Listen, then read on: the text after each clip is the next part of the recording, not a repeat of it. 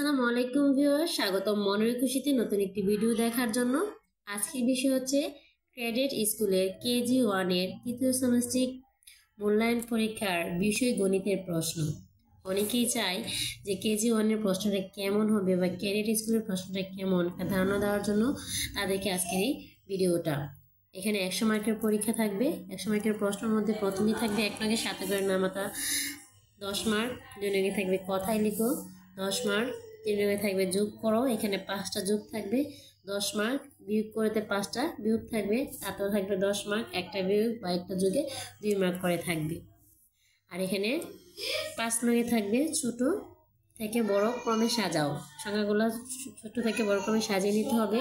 আর 6 নঙ্গে থাকবে 63-র পর থেকে 75-এর পূর্ব পর্যন্ত বেজের সংখ্যাগুলো লিখো, জোর বেজে যে সংখ্যা থাকে এটা লিখতে হবে।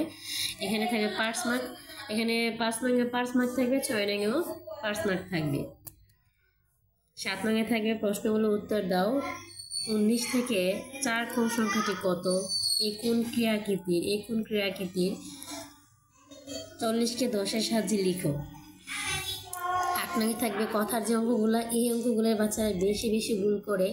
বাচ্চারা সঠিক অঙ্কটা পারে কিন্তু যোগ বিয়োগটা সে করতে পারে না, তার জন্য কিন্তু সে অঙ্কটা করতে পারে না বা ভুল করে আসে। তো আমার ছেলে এখানে যে ভুলটা করছে, আসার পরে সে যেটা আমাকে বললো, বাচ্চারা পরীক্ষাতে আসার পর বাচ্চাদের প্রশ্ন নিয়ে তাকে জিজ্ঞাসা করবেন সে কীভাবে লিখছে, সেটা বললেই কিন্তু আপনি বুঝতে পারবেন যে আপনার সন্তানের পরীক্ষাটা কেমন হয়েছে। যখন সে পরীক্ষা দিয়ে আসে সাথে সাথে জিজ্ঞাসা করা হলে সে কিন্তু সাথে সাথে জিনিসটা বলতে পারে, পরে বললে কিন্তু সে এটা এলোমেলো করে ফেলে, তাই সাথে সাথে জিজ্ঞাসা করতে পারেন।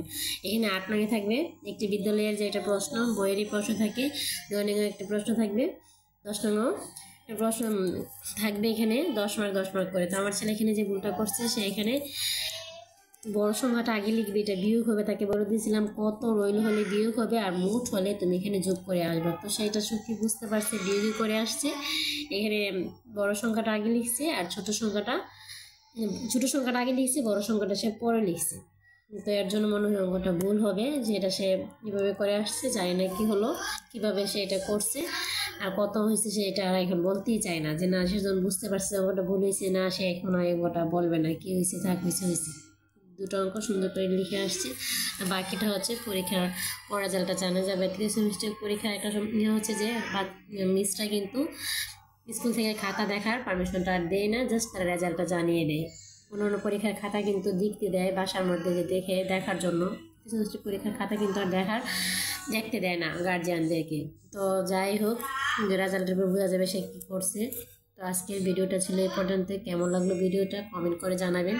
ভালো লাগে প্লিজ চ্যানেলটাকে লাইক ও ফলো দিয়ে পাশে থাকবেন। ভালো থাকবেন, সুস্থ থাকবেন। আল্লাহ হাফেজ।